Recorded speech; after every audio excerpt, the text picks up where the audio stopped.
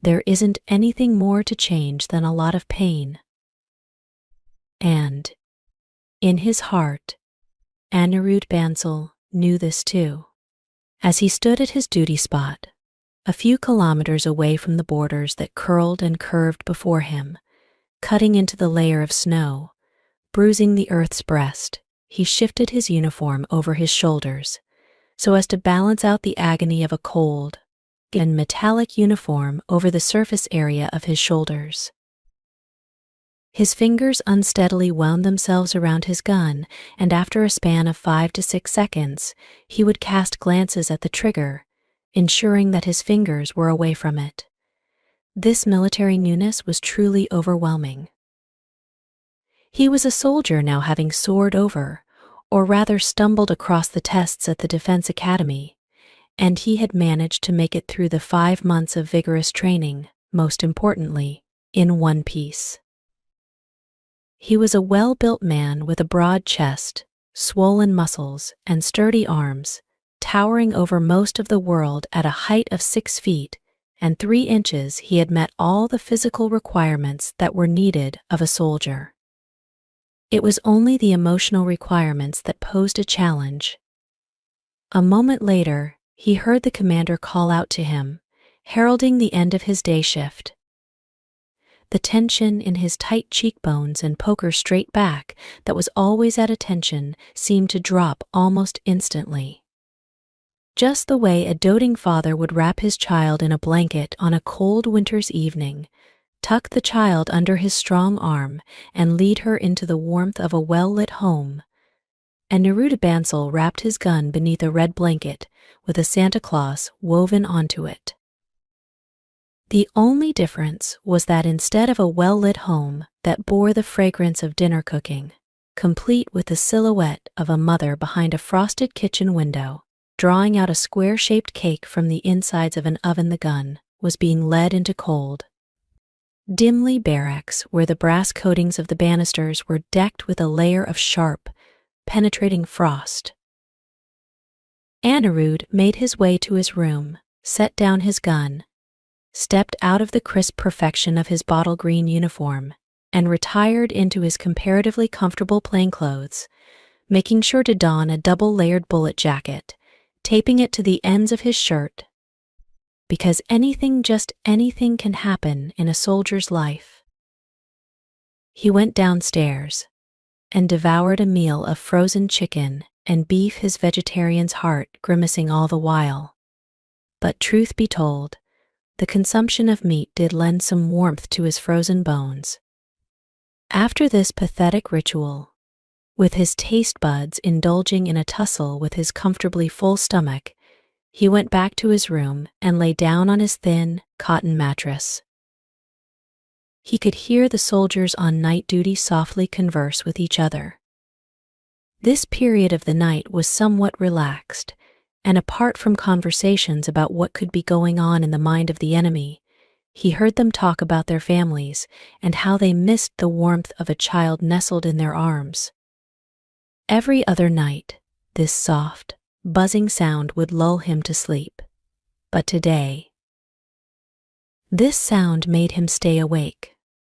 As he tossed and turned in his bulletproof jacket, he was seized by a desire to go downstairs and join them. His life, experience, and training as a soldier had taught him to prefer his head over his heart, to shed his usual self, and embrace logic and pragmatism. But today, he decided to succumb to the calls of desire and found himself moving outside.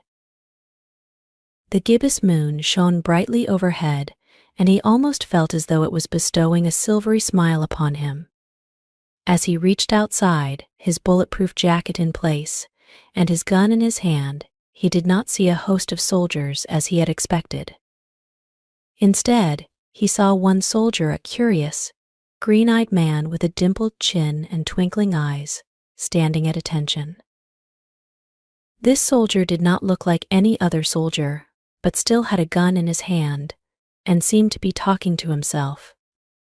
Anirudh looked around in curiosity because the voices that he had heard most definitely belonged to more than one person, but the question was, where were the other people? He turned around, scanned the area, but there was no one apart from this one soldier. As he approached the soldier, the soft buzz of probable self-conversation ceased, as the soldier raised his eyebrows and looked at him. The sharp, green light that emerged from what seemed like the core of his pupils penetrated through Anirudh, and he almost felt as though the soldier's eyes were searching through the innermost alleys of his heart, trying to quest for those bits and pieces of truth that made Anirudh who he was. I thought that I heard voices, Anirudh whispered, as the soldier smiled. Of course you did, he replied, his voice soft yet clear. But I don't see anyone. I mean, if there were voices, there must be people too, right? Anirudh asked as the soldier nodded almost instantly. There are people. But who says that the people who were conversing have to be here? Are we the only people who can have a conversation? Are we the only people around? He inquired. I think so. We are the only people who can talk about their mothers, daughters, and children, Anirudh answered. The soldier shook his head and instructed Anirudh to follow him. Anirudh felt the grip on his gun loosen, and his taut shoulders beneath the dimensions of his bulletproof jacket shifted to a position of comfort and ease. The soldier showed Anirudh a tear in the electric wiring of the border and asked him to bend down and position himself at a safe distance. He heard the voice of his enemies, and a sudden shiver ran down his spine. To be so close to them and not have his grip tightly fastened around his gun, all ready to fire, was indeed a very strange feeling. You know, my daughter called me yesterday. She didn't say anything. In her sing-song voice, she just said, Papa. I don't know what is wrong with the telephone line these days. I don't know if anything is wrong, actually. I think we are just too far away from the world. From most of the world, at least. That is why maybe we can't even sustain proper conversations with our family. But this one word, Papa, was so loud and clear, it echoes in my heart. This one word is the light that has found me in this dark world. I am trying to hold on to it as hard as I can, for as long as I can. After all, you do not know the people on the other side. They can do anything at any time.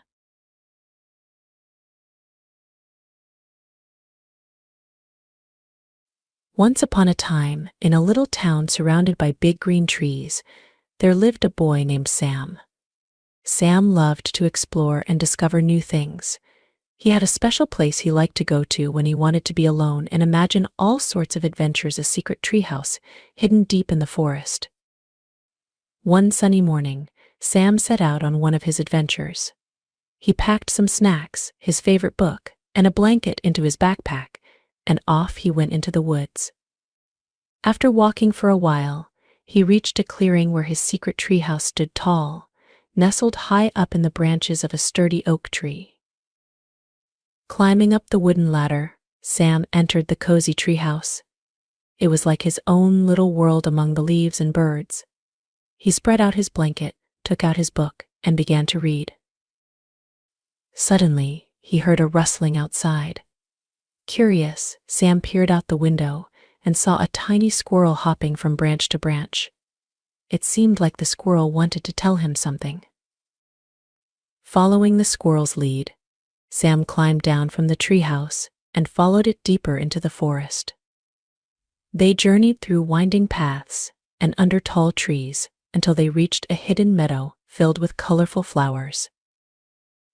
In the middle of the meadow stood a sparkling fountain with water that shimmered like diamonds. The squirrel chattered excitedly and gestured for Sam to make a wish. Sam closed his eyes tight and made a wish with all his heart. When he opened his eyes, he saw something amazing. His wish had come true.